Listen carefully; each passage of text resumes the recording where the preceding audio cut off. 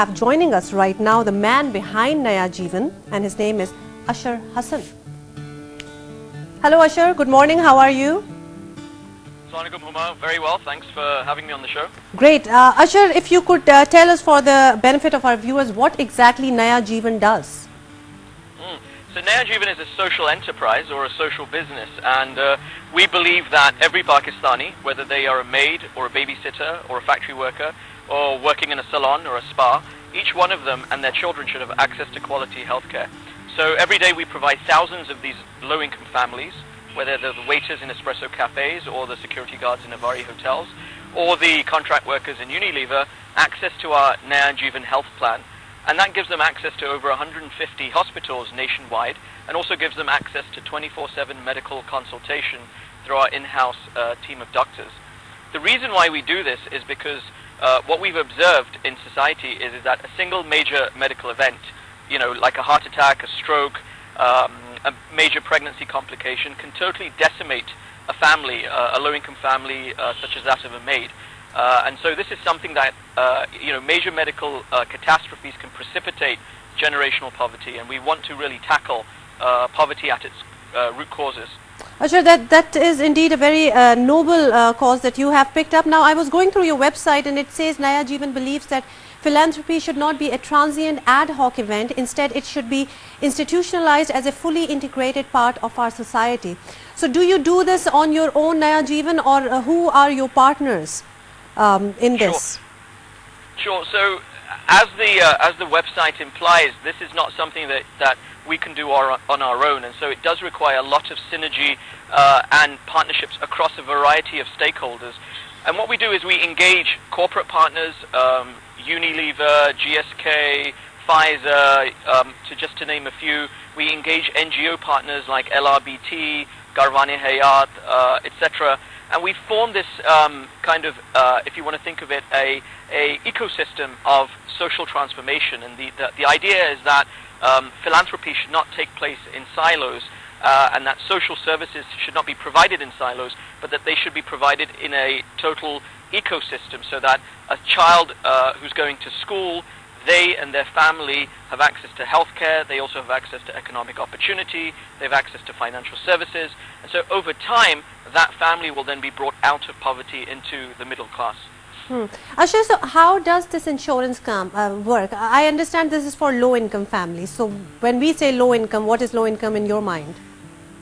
Sure. So low-income for us is, the threshold that we have chosen is an income of rupees 20,000 or below. Typically, you will have people such as drivers, maids, factory workers who would fall into this category. So this would be 20,000 or below per month? That's correct. Okay. And the reason why we chose that benchmark is because we did some preliminary research, and we found that anybody within that income level is definitely vulnerable and exposed. And if they have, if there's a major medical event in the family, just as some of the ones I mentioned before, a heart attack or a stroke, that family is literally at the mercy of either their employer or their, whether it's if they're a maid, then they have to beg or borrow from their employer, and it's a very undignified way of living. And so we felt it was much better to institutionalize a system whereby you or I can now provide healthcare to our household staff, for example, for only 100. And Ashar, what are the conditions attached? What are the conditions attached to this insurance? Because I understand, and I would believe that a lot of people might want to benefit from it. Sure. The conditions are, of course, is that the person has to be low income. They have to be affiliated with some group. So, for example, they could be working in a house, they could be working in a factory, they could be working in a retail store, a general store at the corner of the street. So they have to be affiliated with some group or some organized entity. And then we approach that organized entity and then enroll them through that organized entity. Let me give you an example of this. We would go to a school and we would reach out to the school and say, we would like to cascade our health plan to your children and have them enroll their domestic staff into our plan. So we're using schools as well as corporations and social clubs as our distribution systems to access these low-income populations. Okay, that is quite interesting. And Ashar, when you talk about not-for-profit social enterprise, this is an NGO, non-governmental organization, would you say that? So social enterprises are what are the leading edge of philanthropy. they're not like traditional NGOs. A traditional NGO would raise money from public fundraising or through donations and would then use that money to provide services.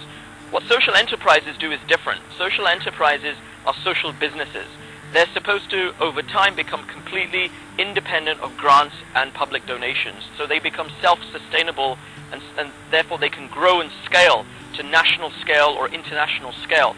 And the idea is to run a business, but with the mind that it has social impact first. And so the priority is social impact, but coupled to financial sustainability.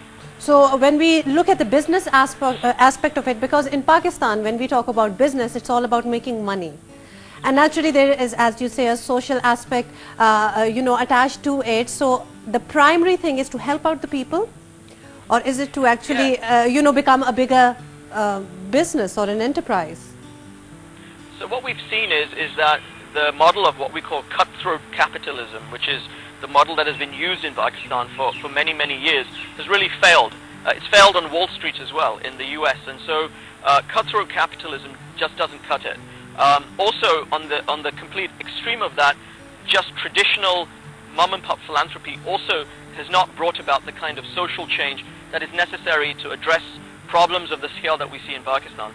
So what we now have is this middle ground, this compassionate consumerism coupled to social enterprise, where the business is first and foremost focused on social impact, on social transformation. Right. Second, coupled to financial sustainability.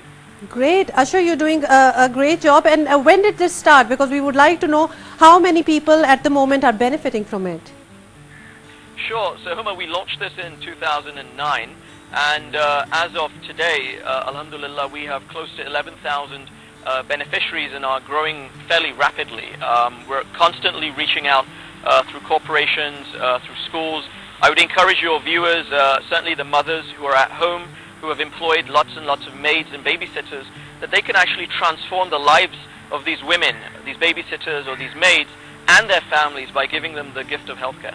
Okay, and this one, do you have branches all over Pakistan? Is it Karachi based? So our offices, our brick and mortar offices are in Karachi, but we are actually regionalizing now. We have now presence in Islamabad, and we're just hiring in Lahore as well. And so we're now in the major cities, but our hospital network, which is where our beneficiaries go, is nationwide. It's across over 40 cities throughout Pakistan. Okay. Thank you very much, Asha, for joining us and updating us on Naya Jeevan. These are the things we always say, that we are probably not aware of, and I love it when things like these come up and we can share them with you. Thank you once again, Asha, for being with us.